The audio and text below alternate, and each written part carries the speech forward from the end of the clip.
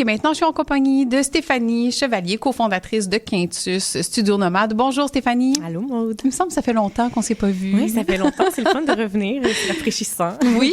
Et puis là, j'ai très hâte d'entendre ta chronique. Juste avant, avec Cécile Arnold, on parlait de l'intelligence collective, mais dans le leadership, donc au sein des organismes, entreprises. Et là, toi, t'axes plus vers le service, au service de la transition, en fait. Oui, exactement. En fait, c'est que j'ai plusieurs invitations, si je pourrais dire, à vivre l'intelligence collective. Donc, c'est un peu le fil conducteur qui m'a inspirée aujourd'hui. Puis, tu sais, je réalise après coup que l'intelligence collective, finalement, on l'applique chez Quintus depuis déjà plusieurs années. Puis, je dirais que même la pandémie nous a donné l'opportunité, en fait, de nous réinventer et d'utiliser davantage l'intelligence collective. Et ce que je trouvais vraiment fascinant, c'est de voir la réaction de nos clients en pensant pratiquement qu'on faisait de la magie. Parce qu'ils se disaient, wow, mais comment vous avez su trouver les mots aussi justes? Wow. Puis au final, tu sais, c'est de dire, ça vient de vous. En fait, tu sais, nous, c'est juste de cette intelligence collective, de finalement de le ficeler puis de vous le livrer. Donc, en fait, ça a commencé à partir d'ateliers stratégiques où on demandait à ce qu'il y ait différentes personnes de l'organisation, pas juste au niveau des communications, parce qu'à ce moment-là, c'était vraiment au niveau de la stratégie de communication, d'avoir des gens des différents départements pour qu'ils viennent justement partager leur point de vue. Puis c'est de là vraiment qu'on voyait la richesse de ces différents savoirs, expertises, types d'intelligence, même au service des stratégies. Oui. Et puis là, maintenant, on travaille beaucoup en mobilisation, principalement sur des enjeux territoriaux, par exemple. Et on a continué cette approche d'intelligence collective, mais sur le terrain. Parce que comment mobiliser des gens puis les amener à changer leur comportement si on leur parle pas, si on n'ouvre pas le dialogue avec eux pour vraiment comprendre finalement, c'est quoi leurs valeurs, comment ils agissent et pourquoi. Et puis finalement, il y a quelque chose qui est vraiment intéressant, c'est que quand on ouvre le dialogue avec eux, premièrement, ils aiment beaucoup partager. Ils aiment raconter leurs histoires, s'ouvrir. Et de là, ça crée finalement l'intérêt envers l'enjeu sur lequel finalement on pilote un projet. Donc déjà, ça les touche, ça les ouvre et ils sont beaucoup plus enclins finalement après ça à recevoir un message que si ça avait été simplement une stratégie désenduée. C'est ça. Ouais, OK. Donc, voilà le point. Et puis, un peu pour pousser plus loin, puis je veux pas en parler très longtemps parce que je sais que Maxime est venu il y a 2 semaines pour en parler. Petits rappels, c'est parfait. Ça, des petits rappels. Mais il y a eu cet outil, justement, le capteur de rêve, qui nous a permis d'aller récolter plusieurs récits. Puis ce qui a été vraiment fascinant, c'est à travers, justement, l'analyse de ces différents récits-là, de finalement voir qu'il y a des signaux faibles, il y a des conseils, il y a des recommandations. Puis c'est justement le sujet que Maxime était venu partager il y a 2 semaines environ. Oui. Mais ce jeudi, on a décidé de livrer un webinaire gratuit pour vraiment aller encore plus loin, pour que ça puisse servir je dirais à tous, toute organisation, mais principalement aussi les villes, les municipalités, les groupes qui veulent mobiliser pour finalement avoir des outils concrets qui viennent du terrain, d'un peu partout au Québec. Donc, c'est le sujet qu'on va pousser qui finalement fait clairement écho à l'intelligence collective qui a su émerger. Oui, et là, les personnes qui voudraient, par exemple, participer à ce webinaire, où est-ce qu'on trouve l'information? Je dirais que ça pourrait être sur la page LinkedIn de Quintus serait le plus simple. Sinon, me contacter directement. Stéphanie aussi, Chevalier. Totalement, exactement. Excellent. Et sinon, s'inscrire à notre infolette, puis l'invitation va leur être totalement. Merveilleux. Puis, en parlant d'intelligence collective, ça m'a amené à finalement réfléchir à la posture. Parce qu'en fait, l'intelligence collective, elle n'est pas dans la rapidité ou dans ce désir de performance. Un peu, finalement, comment on agit un peu robotiquement dans notre société où, finalement, il faut être rapide, il faut être performant, puis même travailler un peu individuellement. Puis là, l'intelligence artificielle, des fois, peut faire en sorte aussi qu'on est peut-être un petit peu moins en équipe. Puis là, je veux pas parler du sujet qui viendra. Non, mais c'est bien, c'est intéressant de t'entendre. En fonction de ta perception, ils pourront répondre peut-être à cette question-là par la suite. Et potentiellement, que l'intelligence artificielle peut collaborer ou je ne sais pas. C'est pas le point de mon sujet. Je bifurque pour absolument rien. C'était même pas dans mes notes. Mais tout ça pour dire que le ralentir, le fait de vraiment s'écouter, de pas être dans l'attente de répondre, mais de vraiment construire sur finalement l'échange qui a été fait parce qu'on partage un même objectif et que là, mais finalement, dans cette posture individualiste du jeu, parce que finalement, dans une conversation, souvent, c'est ça, on pense déjà à notre réponse avant même que la personne ait terminé.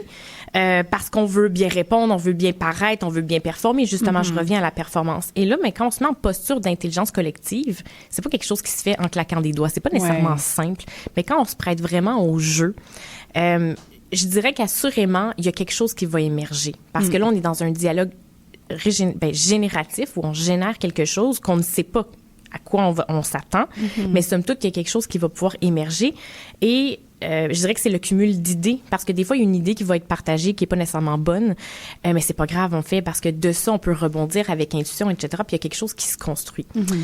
Et ça prend aussi de la confiance au processus, au groupe dans lequel on est, pour justement arriver à ce résultat qui va naître, mais en fait, qui n'aurait pas pu naître si on avait été seul. Personne, non, c'est ça. Parce qu'une des phrases que j'aime bien, c'est finalement, l'intelligence collective, c'est pas juste la somme des individus, c'est vraiment ce qu'on devient ensemble. Donc, dans ce plus grand, entre guillemets, dans ce qui peut émerger, qui n'aurait pas pu naître d'une seule personne, parce que c'est vraiment, finalement, avec les différents points de vue, expertise, expérience, qui construisent quelque chose qui est plus grand. Absolument.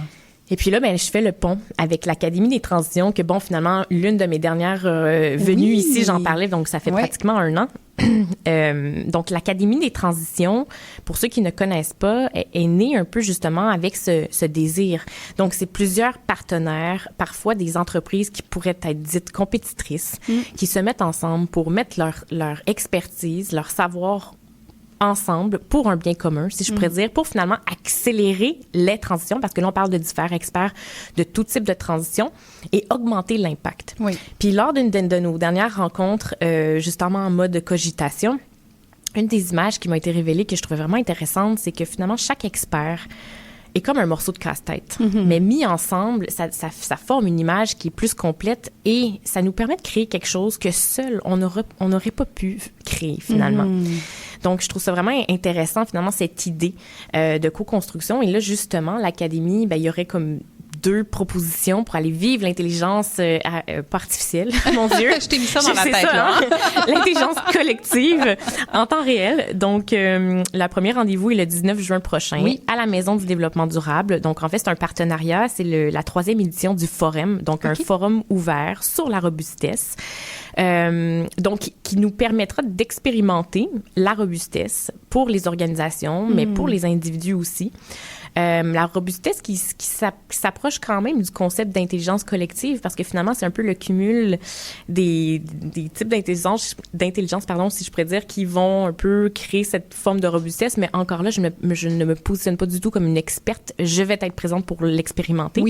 Et l'idée d'un forum ouvert, c'est justement qu'ensemble, on co-construit l'agenda selon les désirs du moment, de ce qu'on a envie de vivre, de ce qu'on a envie de partager. Donc, c'est ça. C'est une journée d'intelligence collective à l'état pur pour finalement expérimenter la robustesse. Et pour ceux qui seraient curieux, il y a un webinaire qu'on va offrir pour expliquer un peu la robustesse, le format forum ouvert.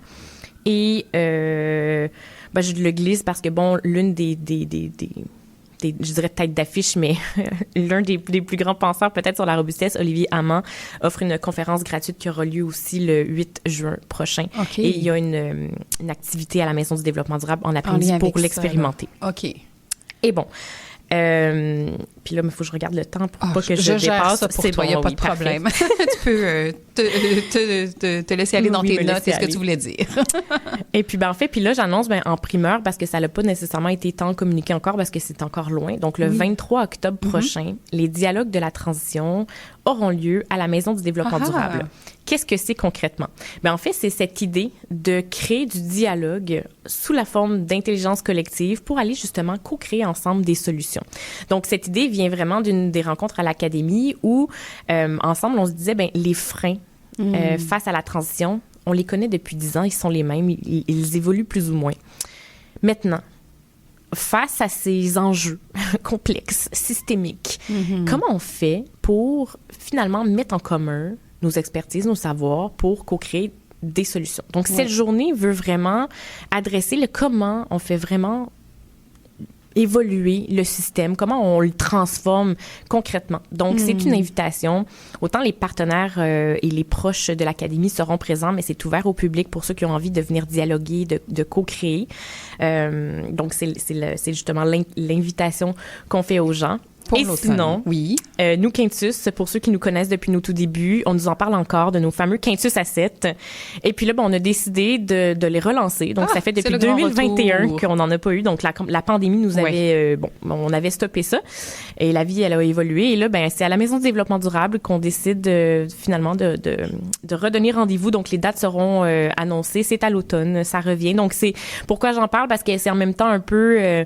des soirées d'intelligence collective, entre guillemets, populaires, où on peut adresser divers enjeux de la transition, puis de surtout se connecter, c'est ça, de recréer le lien ensemble pour se donner un petit boost d'énergie en même temps pour continuer finalement à avancer ensemble. Oui, on est beaucoup dans les maillages, dans les maillages présentement, j'ai l'impression, dans la communauté. Donc, merci d'ouvrir ces espaces-là, Stéphanie, puis merci de nous parler de ce qui se passe aussi, notamment avec le forum le 19 juin à la MDD. Fait que ce que je dirais à nos auditrices, auditeurs, ça serait de s'abonner aux infolettes de la Maison du développement durable et de Quintus, comme ça vous êtes sûr de ne rien manquer. Totalement. Et de suivre ça de près parce que ça crée des événements où est-ce qu'on pourra se retrouver tout le monde ensemble. Exactement. Merci beaucoup, Stéphanie Chevalier. Passe une belle journée. Merci, Maude, à toi aussi. Merci beaucoup.